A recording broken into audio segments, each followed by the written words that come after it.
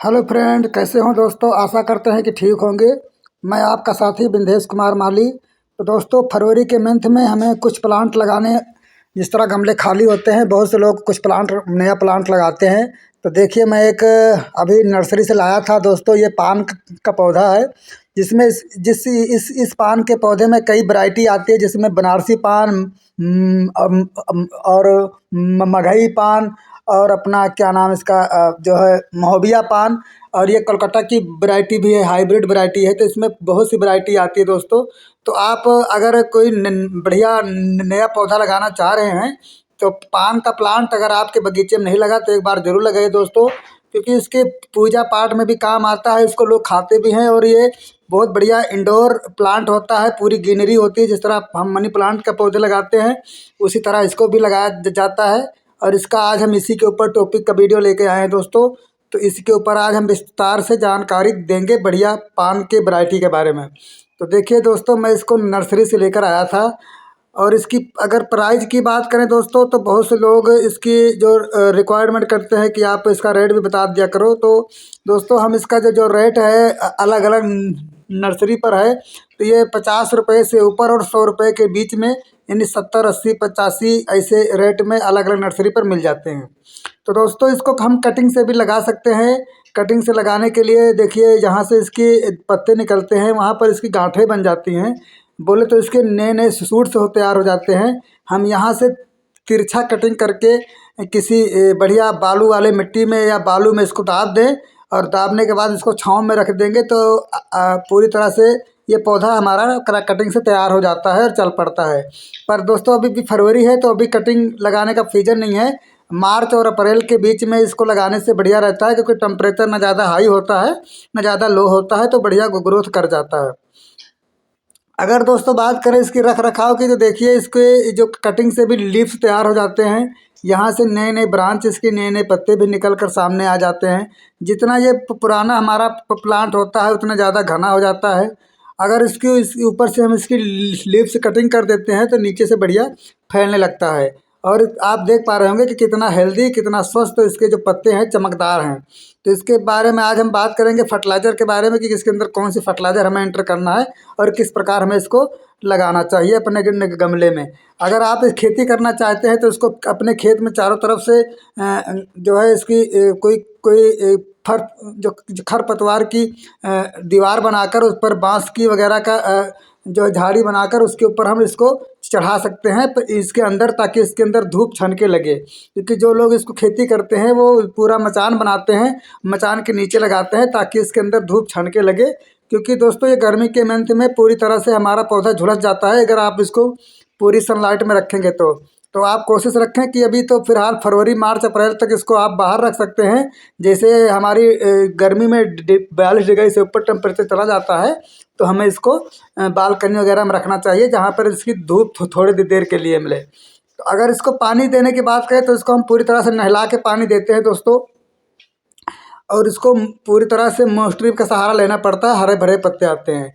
तो अगर इसको गमले में हम लगाना चाह रहे हैं तो हमें गहराई वाला गमला लेना चाहिए, जिसकी मिट्टी में थोड़ी गहराई हो। चौड़ाई का कोई मतलब नहीं बनता, चाहे हमारा गमला चौड़ा हो चाहे ना हो, क्योंकि इन पौधों की गुड़ाई वगैरह बहुत कम होती है। तो एक बार खाद इंटर करके हमें लगा देना होता है।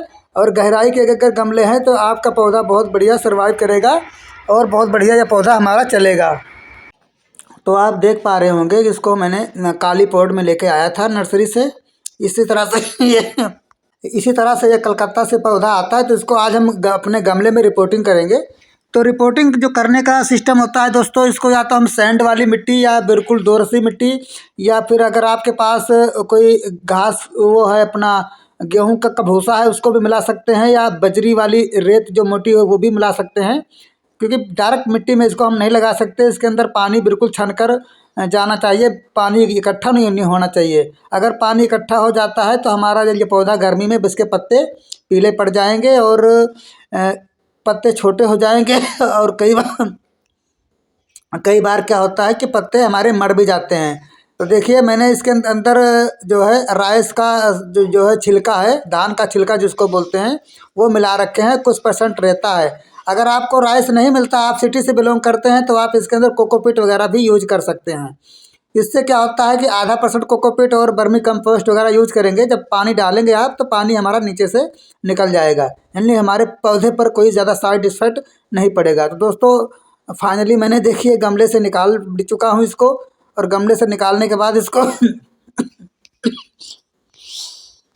इस प्रकार से गमले से निकाल के निकलने के बाद बीचों बीच सेंटर में हमें थोड़ा सा इसको गहरा करके मिट्टी में दाब के रख देना है। ज़्यादा इसका ज़्यादा केयर का भी नहीं चक्कर होता, तो बस गमले से ऊपर के जो इसका ऊपर का फाउंडेशन होता है उससे आधा इंच डाउन रखना है, थोड़ा सा इसे उंगली रख के देख लेना है, ताकि भराव में जब पानी भरे तो इसकी जड़ नंगी ना रहें। तो ऊपर से इस तरह से हमें पूरी तरह से इसको ढक देना है और कुछ नहीं करना। ज़्यादा ये ना तो केयर मांगता है, ना ज़्यादा ये फर्टिलाइजर मांगता है। एक बार लग गया मतलब कि लग गया। आप चाहें तो इसके ऊपर मोस्ट्री को सहारा दे सकते हैं। मोस्ट्री से क्या होता है कि पत्ते साफ सुथरे रहते हैं, और कुछ भोजन ये नीचे से उठाएंगे तो कुछ भोजन ये हमारे पौधे ऊपर से उठाएंगे। जैसा कि ये पत्ते वाला प्लांट होता है, तो ये ज़्यादातर अपना खुराक जो है भोजन ये ऊपर से उठाता है। तो पौधे को रिपोर्टिंग करने के बाद हमें इस तरह से पूरी तरह से पहली बार पूरा भर के पानी दे देना दोस्तों, ताकि ऊपर से नीचे तक पानी निकल जाए। पूरा हमारा जो ये मैंने रिपोर्टिंग करी थी, आपस में मिट्टी इसकी चिपक जाए। तो इस प्रकार से अगर आप कर देंगे, थोड़ी देर बाद सारा मिट्टी हमारा पानी खींच लेगा। तो इस प्रकार से हो जाएगा, समझ लो हमारा पौधा बिल्कुल 100% कामयाब है, चल जाएगा। उसके बाद हमें इसको बालकनी वगैरह में या फिर ग्रुप में रख देना, जहाँ आपने बहुत सारे गमले रखे हैं वहाँ पे भी रख सकते हैं। अब फरवरी का फिलहाल मौसम है, तो आप अब इसको कहीं भी रख सकते हैं, पर जब 42 डिग्री टेम्परेचर का धूप हो जाएगा तो आप इसको बालकनी वगैरह में रखना है। तो देख पा रहे होंगे कि बिल्कुल चमकदार पत्ते हैं, क्योंकि अगर हम फर्टिलाइज़र की दोस्तों बात करें तो ये खाने पीने की चीज़ है, इसको कई लोग यूज में लाते हैं। तो इसके अंदर हम ज़्यादा केमिकल वाली फर्टिलाइज़र वगैरह नहीं यूज करना है, और आप भी नहीं यूज करना, क्योंकि ये बहुत नाजुक जो पौधा होता है। अगर ज़्यादा सा भी फर्टिलाइज़र इसके अंदर ज़्यादा हुआ या खा तो तुरंत पौधा गलने और मरने की स्थिति पर आ जाता है। ये पान का पौधा होता है, बहुत शुभ माना जाता है, तो इसको भी थोड़ा साफ सफाई जगह पर रखें, और समय समय से इसको धोते वगैरह रहे, इसके ऊपर धूल मिट्टी ना जमने दें।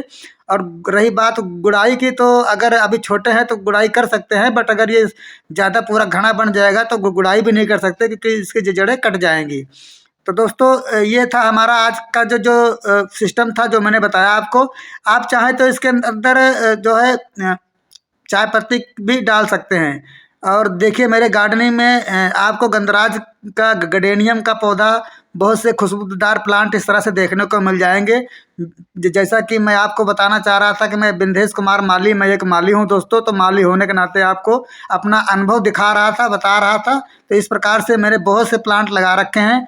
तो आशा करते हैं कि वीडियो हमारा अच्छा लगा होगा। अच्छा लगे सब्सक्राइब करें। धन्यवाद।